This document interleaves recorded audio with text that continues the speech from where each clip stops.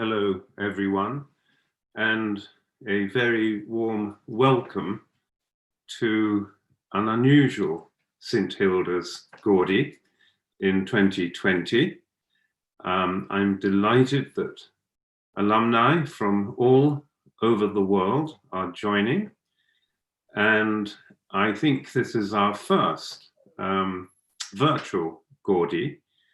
And I hope everyone, no matter what your time zone, is going to look forward to having an update on what's happening at your college, St Hilda's. For those that may not know me, I'm Gordon Duff, the principal of the college. And in a moment, I'm going to show you some slides about where we've got to with our building redevelopment program, which is very exciting. I'm happy to say it is going extremely well. And interspersed with my comments, we will hear from Mrs. Bronwyn Travers, the head of our development unit. And Bronwyn will be telling us how the funding is going for what we've called phase one, the new buildings at the front of the college. And then I'll tell you a little bit more about our plans for phase two. And I'll also tell you a little bit about how we propose to go into Michaelmas term with our students with blended learning, but including face-to-face tutorials. And quite a lot of online material as well. So Bronwyn, if we may start with our presentation, please.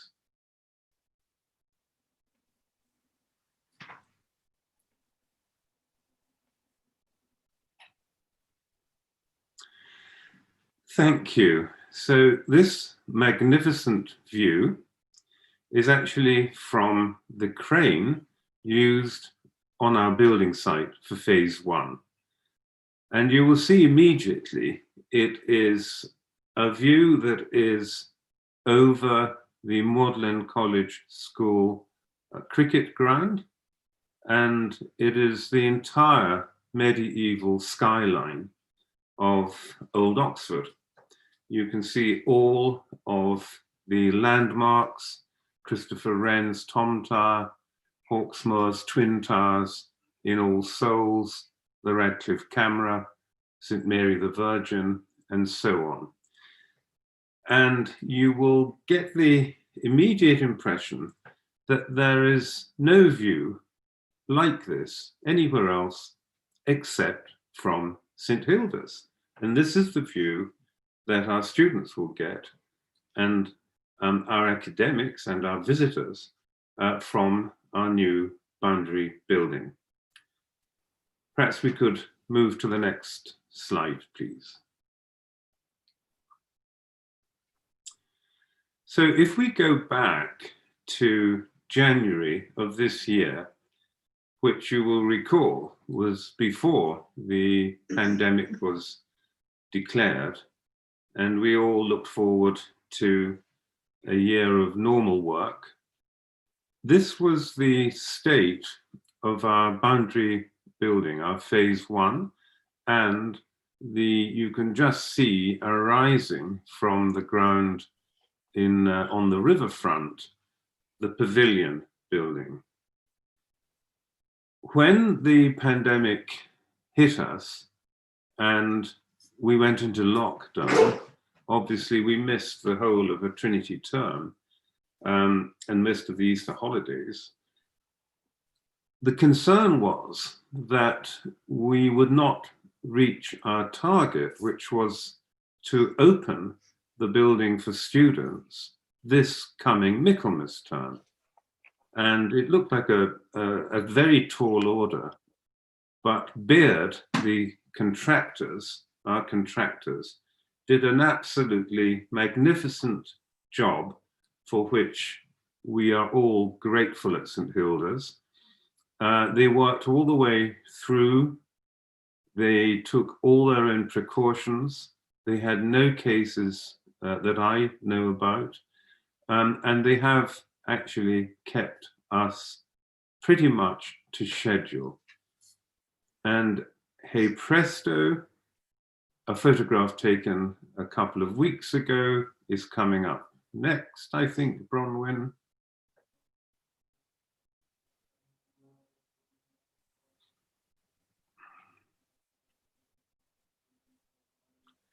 So you can see the magnificent new building between Hall on the left of your screen and South Building on the extreme right and right top corner of your screen. Our new building sits in between, and our architects have called the three buildings the Three Sisters, which I think is quite appropriate. And I do think our new building blends very well between our existing buildings. And if you look to the left of the new building, before you get to Hall Building, that is where our new entrance will be from Cowley Place on the other side. And you will come in there, and there will be the Porter's Lodge and a welcoming area. And then as you come through, there you will be faced with the beautiful foliage and flowers and herbaceous borders that our gardeners are busily planning, and which really should enhance the entrance to our college amazingly. Now, if you look to the roof of the new building, you will see some interesting features. First of all, magnificent seminar rooms, again, with the best view in Oxford. And to the left of the building, you see our tower, the St. Hilda's Tower, which is different from most towers in that it is not solid. You can see we will have soft lighting that will suffuse out. And as the days get shorter and we go into Michaelmas term, there will be that gentle light at the end of Cowley Place telling students which way to come to find their college. I think it'll be very, very lovely. Now, if you look to the river, you will get the first real impression of our Riverside Pavilion. It is truly a spectacular building.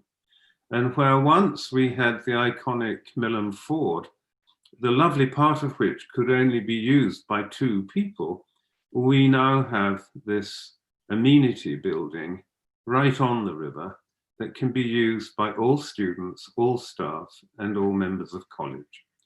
And on the very far right, above the river, you will see there is a riverside walkway.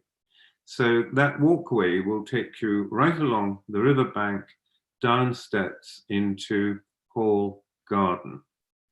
And going the other way, it will take you past South Lawn and all the way round into our water meadows, where we have quite ambitious plans for the wildlife and encouraging wildflowers and fauna as well. Next, please, Bronwyn.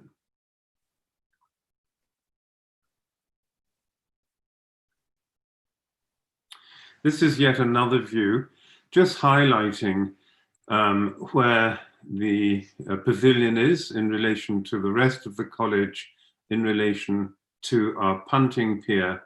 And we will also have you can't quite see it because of that tree in the central foreground, but there is a lovely area there, sort of courtyard there, where you can have coffee or tea.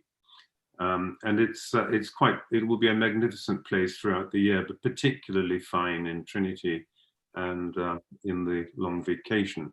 You can also get a different view of the roof of the boundary building. And what you have to bear in mind is that that will also be a garden.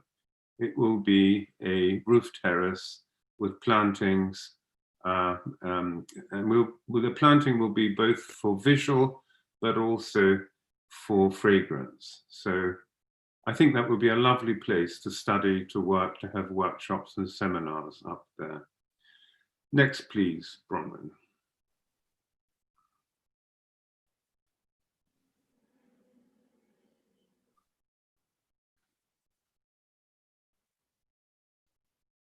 Sorry, it's taking a while to load. Yet another view, and that's really focusing on the tower. And you will see it's an extremely pleasant visual effect. And when complete, there will be a metalwork crown on top of the tower that will really just finish it off, and I believe will look magnificent. We've done our best to blot out some of the less pleasant features of Magdalen College School behind us, such as the day-glow green roof material. And so the whole of Oxford really owes us a debt of gratitude for that, I think. Next, please, Bronwyn. Now, there are going to be 52 new student rooms in the new building, and the word exceptional is used there, and it's not used lightly. These are going to be absolutely exceptional student rooms. They're much larger than the minimum specification allows. They're about 50% larger, and they're large enough actually to be converted into double rooms if need be during conference times in the summer. And each of the rooms, obviously being en suite, really have a very, very pleasant shower room and facilities, much larger than lots of places.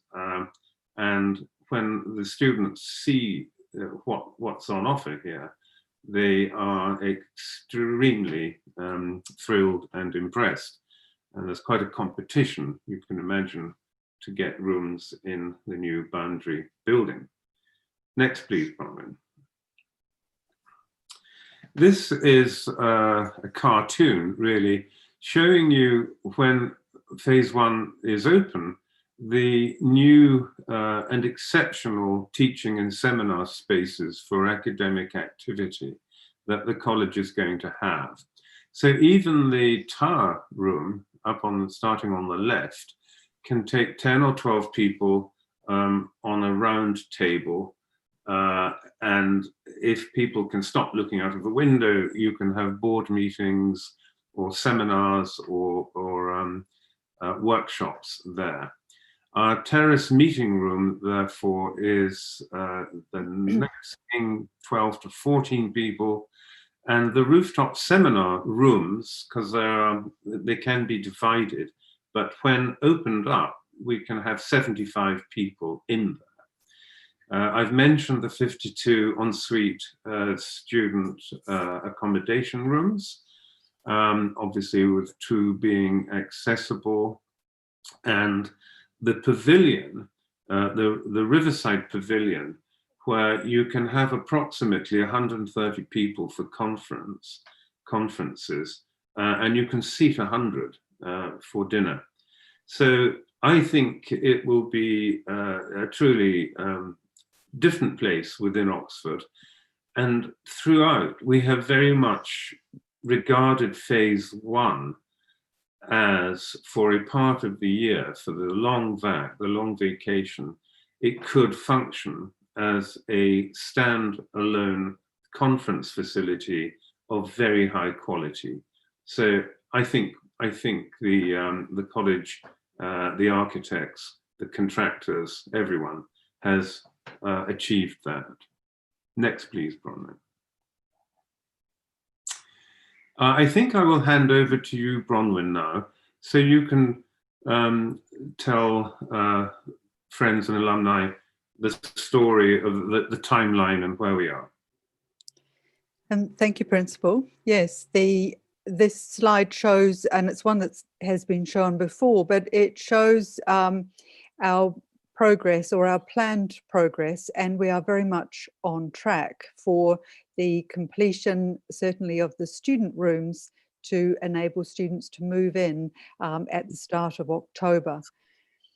We had hoped, of course, to be sharing this with you at the Gaudy and to be able to celebrate this with everybody in person. It's simply not possible, but we'll hope to be able to share that experience at least during the formal opening, which is planned at this stage for early May 2021. So that will be the time when all parts of the building will have been completed.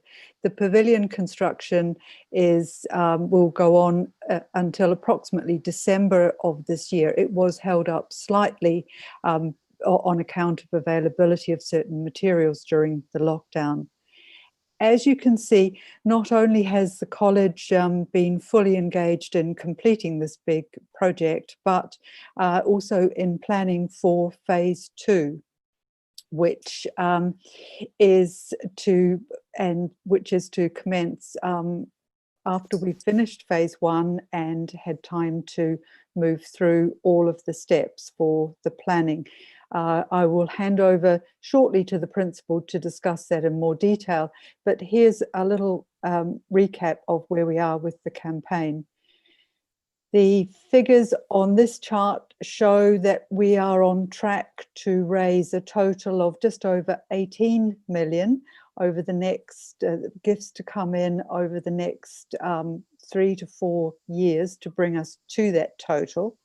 The darker part of the pie chart shows the income currently received. We are now just at 10 million received, and in due course the balance will come in for what was originally a £15 million target for the buildings component for the campaign. We will be releasing more information about the next phase of the campaign as we develop the priorities for that over the coming months. But thank you so much to everybody who's contributed and created these exceptional spaces. I'm sure that every student who moves into one of these new rooms will be so grateful to have a brilliant space in which to study and to enjoy the very best of Oxford. There are still naming opportunities remaining, the pavilion, the Riverside Pavilion being chief amongst them, but it's not too late for those who want to get involved with the campaign. Please do get in touch. There are several areas which we hope will appeal, including those who would like to support our beautiful gardens, which indeed will be part of the next phase of our work on our site. There may be some further rooms released for naming and south building in due course after certain areas and offices move to their new rooms in the boundary building in the north wing. And we'll be coming back to you with more information about that. Our campaign priorities remain buildings and to fulfill our promise to undergraduates of a college room throughout their degree, and to create the best possible environment in which they and our fellows and their work will flourish. We have some special funds to support students from due to the effects of COVID-19. They haven't been able to work during the vacation period, and I think financial support will continue for our students, will continue to be a priority, and also for our library, which has been an absolute tower of strength to our students and fellows throughout the whole of the lockdown months, and indeed has done a lot of work to enable students to come back safely. So we'll be talking to you more about these opportunities to get involved, and in particular about the next phase of development for our site. I'm going to pass you back now to the principal to speak about this phase 2. Well, thank you, Bronwyn. And I think rather modestly, you didn't mention that the 18 million pounds, or more than 18 million pounds, that you and your team have raised, in fact, exceeded the target, which was originally 15 million. So congratulations and thank you to you and your team, but also a very warm thank you to everyone, all our alumni and friends and supporters who have made it possible for us to get this far. I'm going to say a little bit about phase 2 development. We need a phase 2 in order to achieve one of the college's strategic goals, which is to ensure that all undergraduates can be offered college accommodation for each year of their degree course. We still need some more bedrooms on site. And if we're doing that, we're very busily trying to think what else could we do to enhance the environment of St. Hilda's College, both as a centre of learning, but also as an aesthetic and beautiful place to live. So, because the site is very close to the river and actually has the river on two sides, if the camera pulled back a bit, you would see the river coming along the bottom of the picture there. We initially thought that we could do quite a lot in the corner away from the furthest away from the river. The corner nearest to the Jacqueline Dupre Music Building. And you will recall that previously there was a tennis court there that was not terribly frequently used and could only be used anyway in the summer term. So we started thinking along the lines of what could we put there. And we were working under the constraints that were valid at the time in terms of planning permission to build over or on potential flood zones of varying risk. Now, as luck would have it, in the middle of our discussions and planning, the Oxford Council shifted the goalpost slightly and said that there was one area of floodplain that previously you would have been allowed to build on, but now you cannot. So we had really to go back and think again, and we began to wonder, should we, rather than diminish our ambition, be perhaps even raising our ambition. And we began also to look at, is there something better we could do with the principal's lodgings in terms of the whole college, the college as a whole, as well as the space that the tennis court had been on, which we are currently having to use as a parking area for staff, because we lost so many parking lots when we were building phase 1. So what we're going to do is take a deep breath. What we do not want is to start building before we have an absolutely clear understanding that we've made the right decisions. And we do not want to start building through the main entrance of the college with heavy plant and trucks carrying earth and other materials going up and down between where the students are living, studying, and relaxing. So we are hopeful that we can negotiate access to a lane that is where the cursor is showing you, which goes all the way down to Iffley Road. That will require the good graces of Magdalen College School, and also our neighbours across the river, Christchurch. And I'm very hopeful that we will come to an agreement that will let that happen. So that's about all I'm going to say at the moment. We are committed to making the extra rooms that we need to fulfill our strategy of a room for everyone for each of their years. But we want to see what else we can put in there that will be real added value, lasting value, and will really enhance the reputation of our college. There will be more of this later. We're still figuring out what the planning committee of the council will want.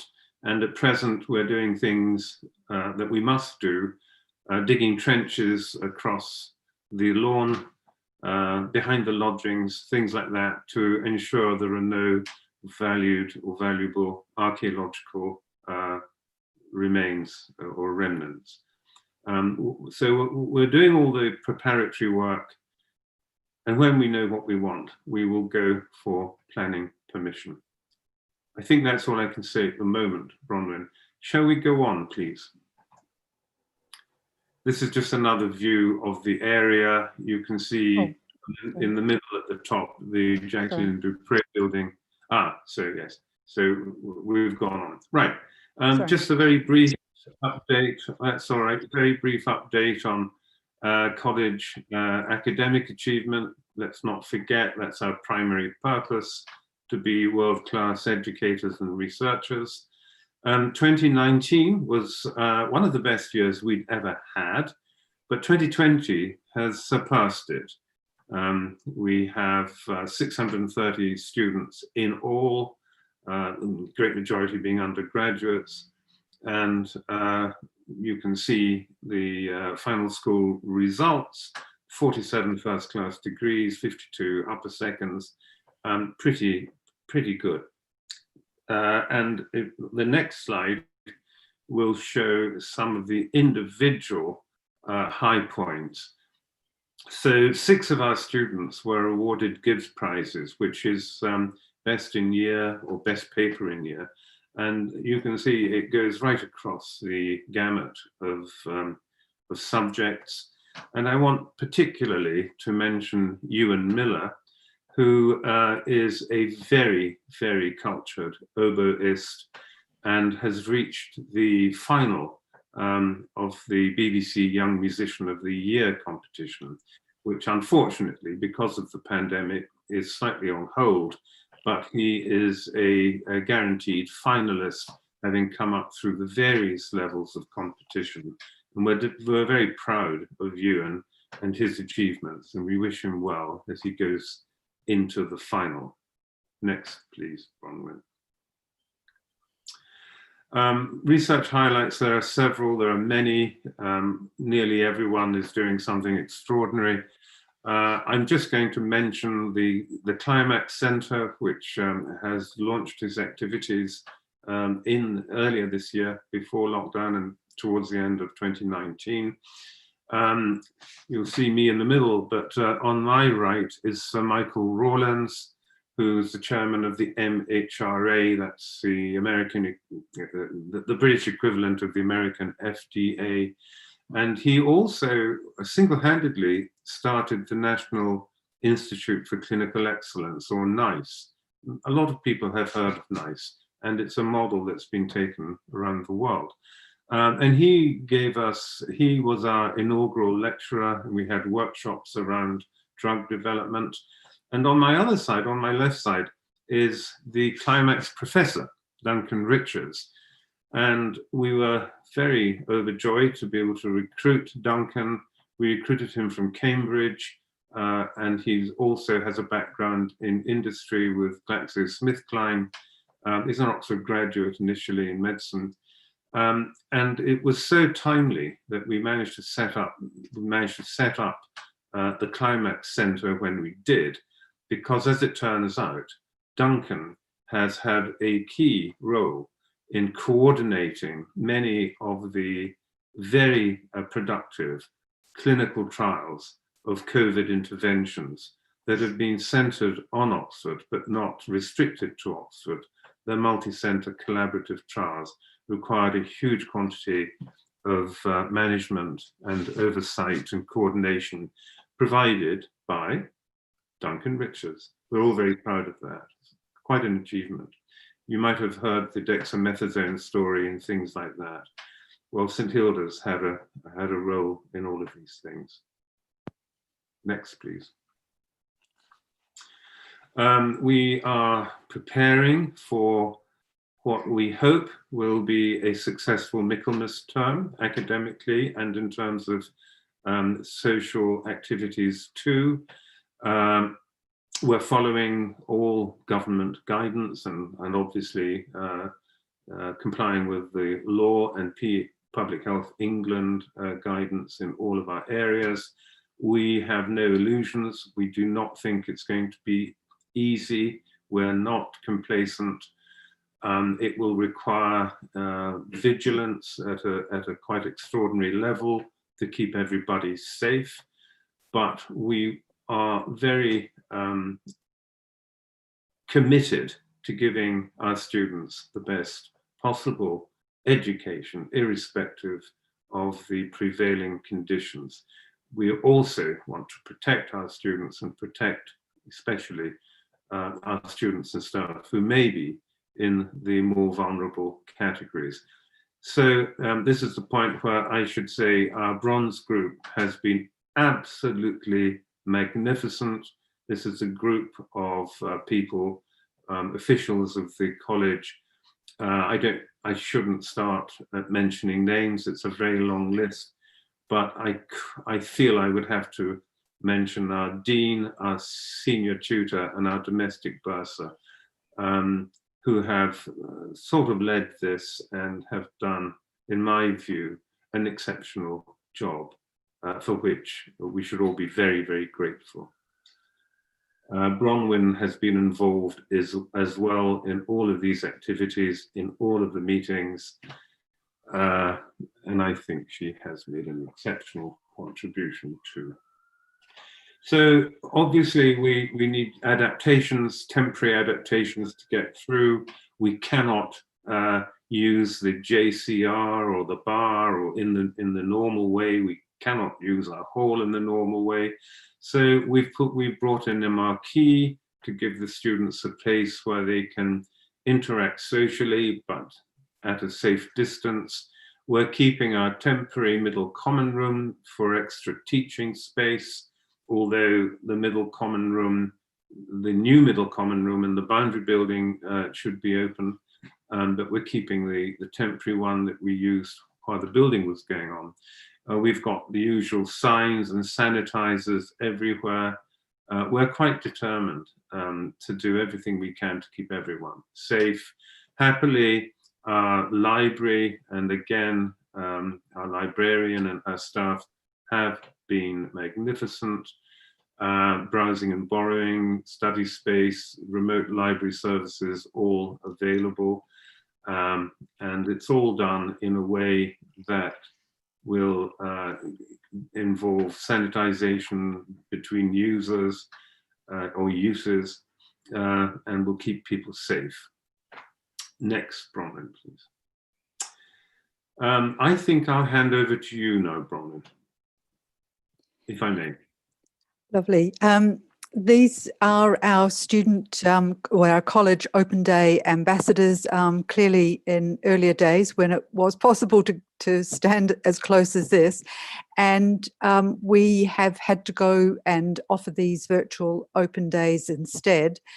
And it's become apparent, as I mentioned earlier, that students are suffering financially because they have not been able to access vacation jobs, and family finances are under pressure. So we have set up a special student support fund for this purpose, and we're very grateful to a wonderful response from our St Hilda's community during our community week in July for their contributions to this. We remain focused on supporting them through this difficult period, and indeed beyond that, into internships to help them really surmount the next hurdle, and that is getting into their careers of choice once they've completed their education at St Hilda's. So we thank everybody for their enormous support, and also for volunteering and helping with the career mentoring and internships. I'll hand back now to the principal to close the slideshow, and I believe we're then open for a Q&A. So a rather lovely view taken by drone of our beautiful college gardens, our lovely riverside site, the River Cherwell. I think with the new buildings, with the new landscaping, will enhance what has always been a beautiful garden setting for St Hilda's. And I'm really looking forward to seeing the plans and the suggestions for how we best manage our water meadow. I think we're lucky in being custodians of quite a unique piece of ground in the very centre of Oxford, and we should make sure that we increase its amenity value. We make it a lovely place for students to go and reflect and sit and even just see nature, from the riverside to the long grasses to the fritillaries that come up in the spring. None of the things that we have managed to do would have been possible without the support of friends and alumni across the world. And I think my last comment on this is to say thank you all very much indeed for your support, which is hugely appreciated. Your support for your college, St Hilda's. Thank you. I think now we have got time scheduled if there are any questions.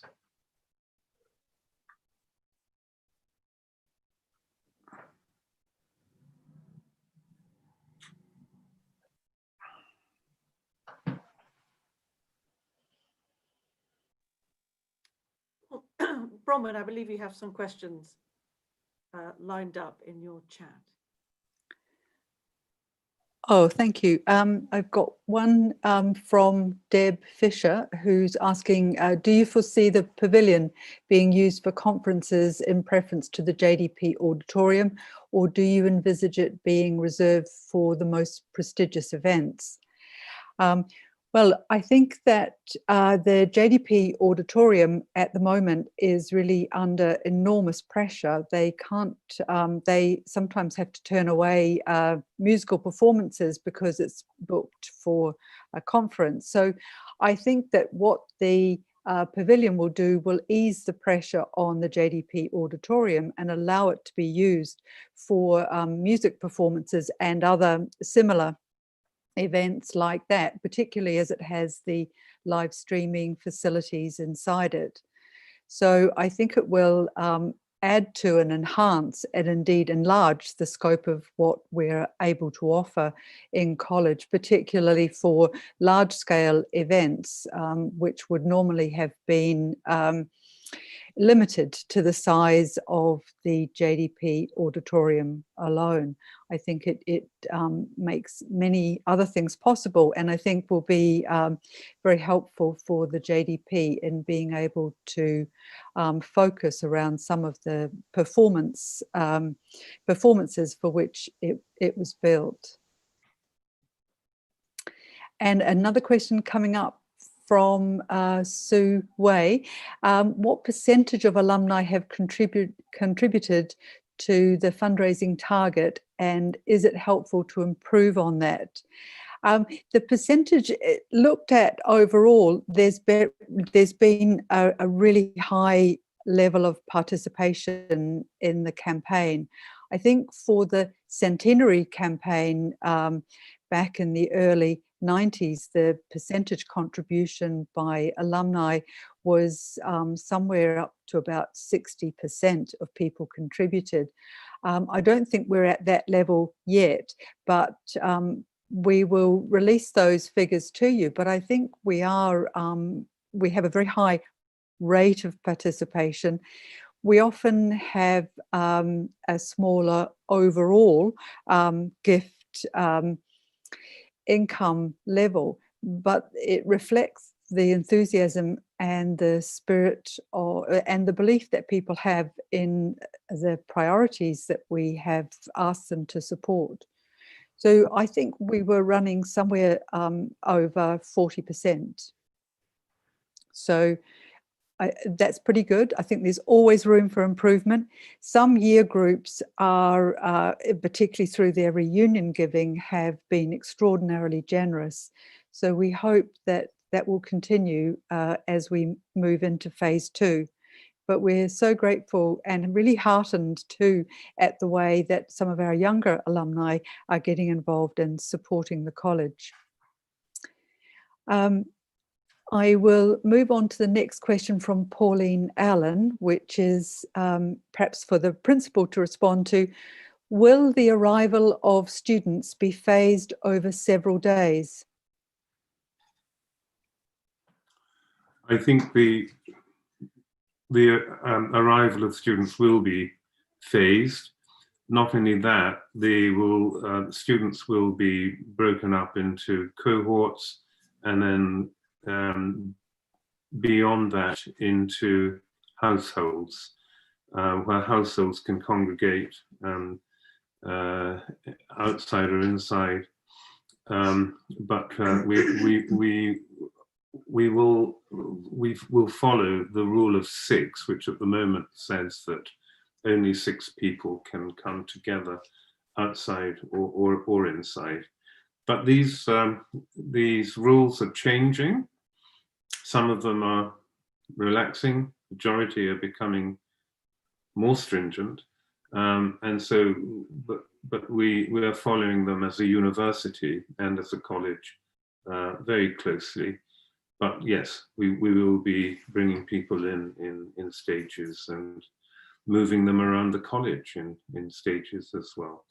I think one of the important things as a collegiate university is that we have a university-wide, across all of the colleges, a single policy framework so that students do not get confused about, oh, this is allowed in this college, but it's not allowed in that college. So we've been putting quite a lot of work into how we do have a common policy framework. And obviously it's not that easy, because if you take St Hilda's or LMH or St Hugh's, you know, we have large open areas. And so we can allow certain things outside. Whereas if you take a college like one of the Tull Lane colleges or St Edmund Hall, you know, there just isn't the space, and they have a very much more difficult challenge in keeping the distancing. But even though the circumstances of the colleges are different, we are converging on a common policy framework to reduce confusion among the student body, especially people doing the same subject but from different colleges. You know, it would be very bad if they got the impression that their college was at either stricter or not so strict as any other college. Thank you. And I have a final question from Rebecca Walker for the principal.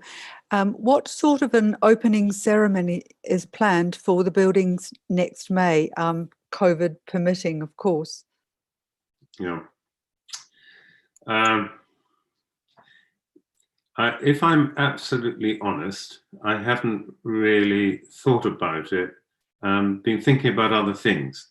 But COVID permitting, we would certainly like to invite uh, an appropriate person or persons to lead the opening, and preferably somebody with some sort of college connection. I think we'll do it. We're going to do it, I think, in a soft opening and then an opening with the fanfare. And with fanfare, you know, we will have the photographers and the cameras. We'll make a big thing of it. We'll have the architects. I would like Baird Construction to be represented because I have been impressed with them.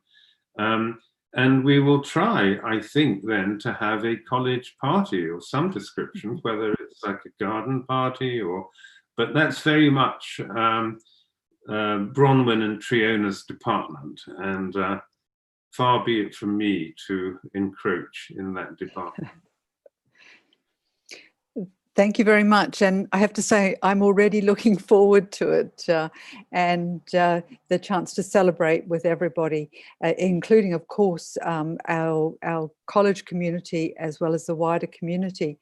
As there are no more questions, I'm going to wrap up the session by thanking the principal for the presentation and also for everybody who's joined us today and is sharing with us our delight in seeing these buildings emerge from their wrappings and seeing the college come through a difficult period and in readiness to welcome a new group of students and to welcome back those who are returning.